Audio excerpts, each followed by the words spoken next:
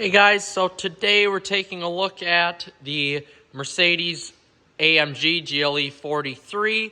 Welcome back to the channel, I first want to say, and this is going to be a 55,000 mile review on the Mercedes-Benz AMG GLE. So if you are new to the channel, we bought this AMG here, or this GLE I should say, at about 52,000 miles-ish, somewhere around there. And we've owned it now for almost 2 months. Yeah, it's been exactly 2 months. So we put on that little bit of mileage now, just in this past few months here. And I have to say, we're going to get into the vehicle and do a drive and discuss what I like and don't like. But just looking at the exterior here, it's a very shapely, good-looking SUV. Typical Mercedes-Benz fashion, ML fashion, actually. Longer nose on the vehicle. And the Mercedes-Benz logo here, of course, pointing up at us. So it has a menacing grimace to it on the road if you are looking at it in your rear view, which is kind of cool. But overall, we really like the design of this, really like the shape of it. I liked it because it is an AMG, so it does have AMG enhanced everything from suspension to the 3-liter cold V configuration bi-turbo, V6, and the exhaust on the back too is AMG exhaust. So it does sound really good. And there we go, just to tell I'm not lying, it's the AMG GLE 43. So it is a sweet ride. And of course, I liked it because it's practical for us. We could tow up to 7,200 pounds. So I could tow this big boat if I want to. I could tow my tractor, my small 2000 series tractor with a trailer with it in case my truck goes out. You know, it's the best of both worlds. You can drive very spirited with it, have some fun, have the crackles and pops. And while it isn't a V8, the V8 was, of course, out of our price range. We settled with this, and this has been very nice. And, of course, my girlfriend likes it because of all the safety features and what have you. The real leather seats. The seating is very comfortable. Panoramic sunroof. She liked it for all those features. And it is actually fun for her to drive, which she appreciates a lot. But enough with the exterior. Let's hop into the interior here and do a little drive. All right, so hopping into the GLE after 55,000 miles. It's very comfortable. That's the first thing you're going to notice, and that's the first thing I noticed when I actually sat in it. And as a previous Mercedes-Benz owner, I had a 2011 E550. This is very reminiscent of that. All the gauges, all the displays, everything is very similar, but just, you know, slightly updated for this 2017 model. And that's a complaint of a lot of people, is that the GLE specifically has older technology in it. But for me, coming from that 2011 Mercedes, I don't mind it one bit. I actually prefer buttons. I prefer this system. I do like the command system. It does take a little bit to get used to, but having it in my E550 and having a similar system in a Genesis 5.0 R-Spec that I used to own, it is nice. I like it. I don't like touchscreen marks, and I don't have touchscreen marks in this, which is great. And my girlfriend, who loves to touch the screen on my Ram truck, you know, that big 12-inch screen, that gets on my nerves a lot. So this is kind of nice that I don't have to worry about cleaning the touchscreen all the time. And I do have to say, just keeping on the infotainment and the design of the interior console here, there are carbon fiber appliques everywhere, which look really good. That was a package of this vehicle. But the placement of the piano black in here is in such spots where you don't have to touch it, which is great. I appreciate that. I am somebody who actually likes piano black in the interior of vehicles. And if you can strategically place them where, you know, you're not going to touch, that's phenomenal. I love that. So I appreciate that a lot. While I am used to a digital display with the Ram truck, I have a pair of SRT older vehicles where I don't have digital display. This is a cross between old and new. So you get the little center TFT display in the middle of your gauge cluster, but then your analog, your speedometer and your RPM gauge here are both analog, which is sweet. There are like little racing stripes in there as well, and I do show this in depth here in some of my other reviews. But over 55,000 miles, the interior, let's just leave the interior alone for a second here.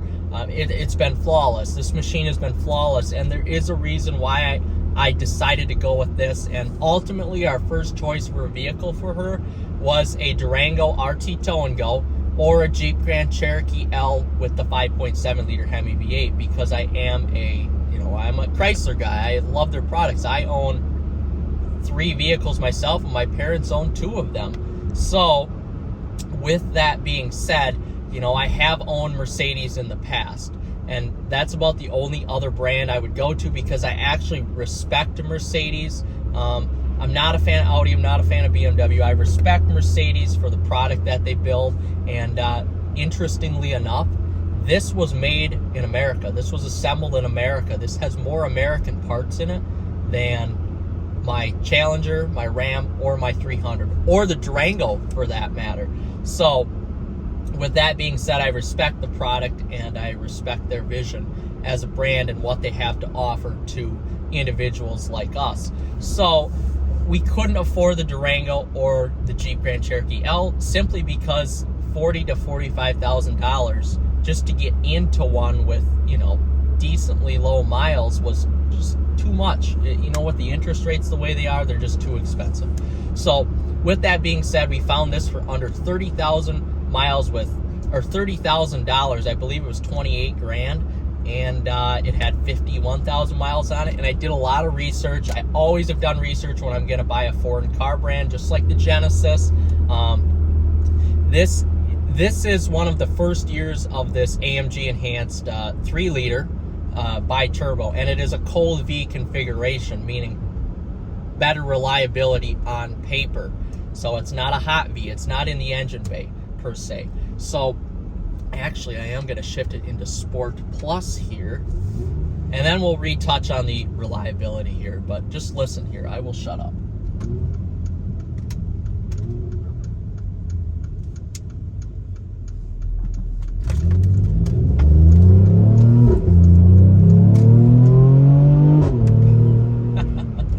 And that's what I mean by spirited driving. So we're going to slow down again and put it into manual mode. Is a little bit of wet road up here.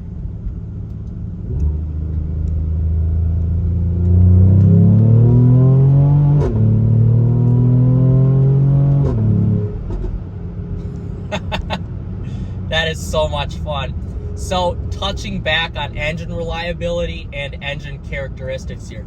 So this 3-liter is used in so many of Mercedes-Benz applications, and it was derived from the 3.5-liter naturally aspirated V6. So this engine has been used in so many applications in their vehicles over the years. I felt very safe buying it. And specifically for this year, the compression rates are down in terms of the turbos. It's only pushing out 362 horsepower and about 400 foot-pounds of torque. So I feel very good about that. The turbos aren't, it's really not, it's not boosted as much as it could be boosted is what I want to say. So now this engine base is, all right guys, a little bit of a memory issue there. I ran out of space. So anyway, getting back to the engine dynamics and characteristics here. So going back to engine reliability specifically. So this engine is not boosted to where the new engines are.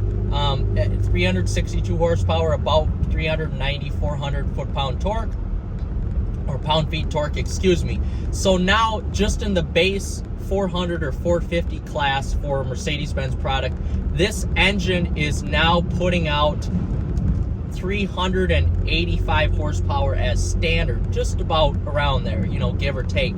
So essentially, and before I go to the essentially part, the AMG part of this engine is putting out 430 horsepower now. So this is unboosted by 70 horsepower. Those are boosted more than this by 70 horsepower.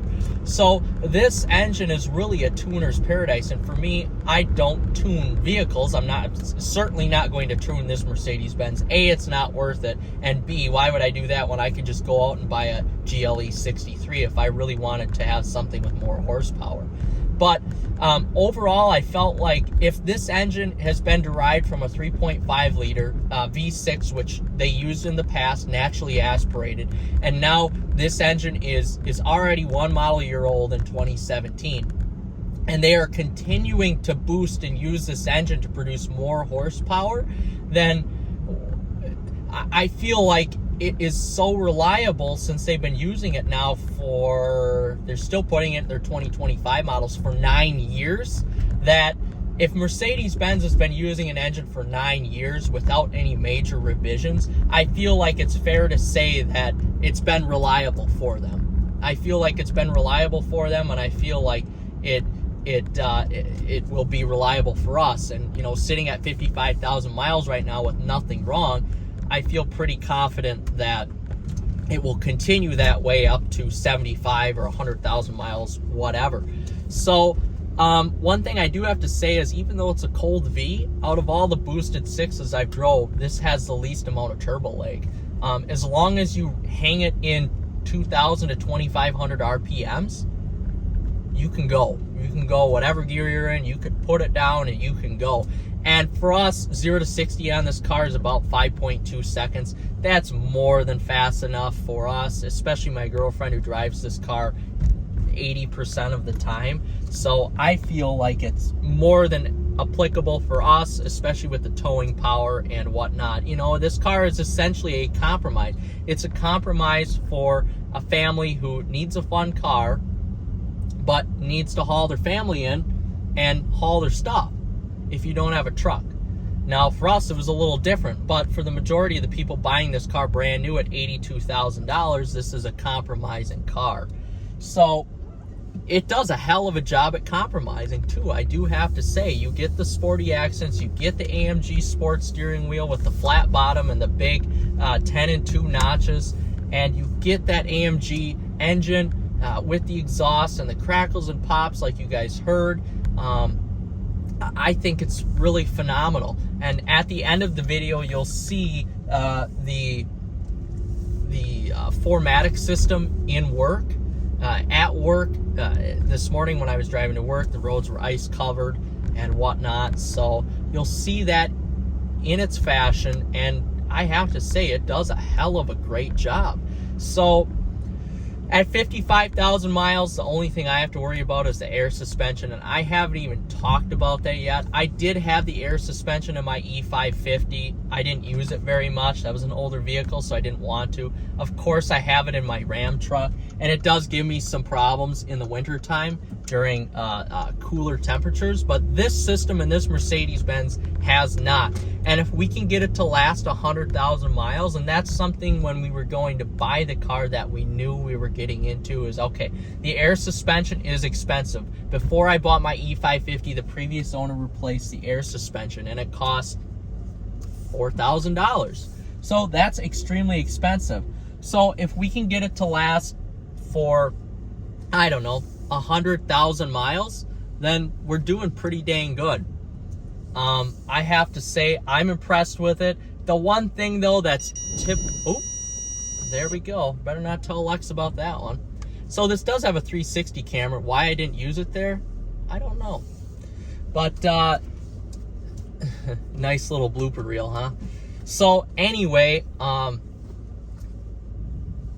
only thing I don't like about the air suspension, and this is typical Mercedes, is that when you're going over snow or ice, the vehicle wobbles from side to side, or when you're going over bumps on the road, if you're not in Sport Plus or Sport mode, the vehicle wobbles from side to side. So it feels like the actual wheels of the vehicle are still straight, but the body of the car is like shaking from side to side, and I think that's typical Mercedes. And quite frankly, I don't like that very much. Now, of course, it takes it away when you're in Sport Plus. Then you don't have to worry about that at all, because the suspension stiffens up and it really makes it fun to drive. It's pretty engaging at that point, how the car should be. But now when it's in comfort mode or whatever, you're just going from side to side, the body is, and I don't like that very much. Now, of course, it's very comfortable. My girlfriend loves it, but I don't. And that's just a typical Mercedes fashion of comfortable driving here. But overall, to wrap up the video here, I know I've been talking for a long time, but to wrap up the video here, I'm impressed with all the features. I'm impressed with the driving characteristics of it. This is based on the old ML platform still. I could care less. I like older vehicles. That's my fancy. Besides my Ram truck right next to me, which is a new vehicle, I like older vehicles. I like how they were built, especially something about older Mercedes back in that 2000s era when reliability was king. I appreciate that a lot. But all in all here, I'm impressed with the vehicle. I'm really glad we got it for the price that we got it. You know, Mercedes are depreciating assets. And that's one thing. If you're fine with knowing that it costs more to maintain these vehicles and repair the vehicles, go and buy one. These are the best vehicles. This car, it's 2024. This car is 7 years old already. It's one of the nicest vehicles I've sat in, even compared to new vehicles. So, if you realize the cost of ownership, just like BMW, just like Audi, Porsche, any of the luxury brands, Cadillac even for that matter, if you realize that you're going to pay a lot more money in repairs and stuff, and I shouldn't say a lot, because my Ram truck just had work done that if I didn't have a warranty, it would have been $4,000 to $5,000 out of my pocket at 77,000 miles. So it's all relative. As the price of the vehicle goes up, you're going to pay more for repairs. That truck now is worth $80,000. This car, when it came out, was $82,000. So it's all relative. But if you're buying one of these cars, do your vetting of the dealership or do your vetting of the individual and go and buy it. That's what I say. If you want something, go and buy it. Just understand that it's going to, cost a little bit more in repairs and stuff. And if you're okay with that, then you're fine with it. One other negative I want to touch on quick, gas mileage. This takes premium. Most people don't realize that all these boosted sixes now, any boosted engine takes premium gas. Premium is really expensive. That Hemi takes regular gas. It costs about the same to fill up my Ram truck sitting right next to me and this Mercedes-Benz, just because the Mercedes-Benz takes premium. And the gas mileage on this is no different than the Durango that we have. It's still 18 miles to the gallon. It sucks. So with that being said, we're very happy with the vehicle. I know Alexa, my girlfriend, loves this car a lot. And thanks for watching. Now, stay tuned, though. The last minute or two of the video is just going to be the AMG, or the 4MATIC, AMG Enhanced 4MATIC system that will be covered in that little short excerpt. All right, guys. Thanks for watching. Please like and subscribe. So here's a great explanation of the 4MATIC system and the ABS on how it works. My feet are all the way down. You can see that it really does a great job at pointing me in the direction I need to go. And then if you step on it, now we're in second gear,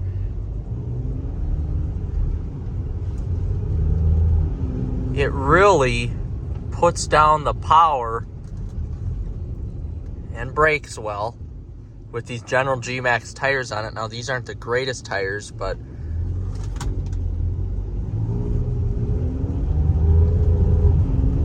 it knows where to put down the power and how to put down the power and when to brake each tire specifically, and the torque split, of course, as well. And we're in just comfort mode only. We're not in sport or sport plus, which changes where the torque goes. But I have to say, this 4MATIC system specifically, this is not 4MATIC plus, This is the most advanced traction control system or all-wheel drive, four-wheel drive system I have ever been in. And you could see these roads are snow covered and ice covered, but man, it really does a great job when the back end gets out, and now putting it into slippery mode or snow mode. When the back end gets out, it really applies the brakes and gets you back to straight. Yep, right when you start to lose it a little bit, that traction, essentially, like right there, when you start to panic, that traction brings you back to straight on ice-covered roads, which these are. I'm slamming on the brakes right now. It's pure ice. It's pure ice. That was a pure ice-covered road.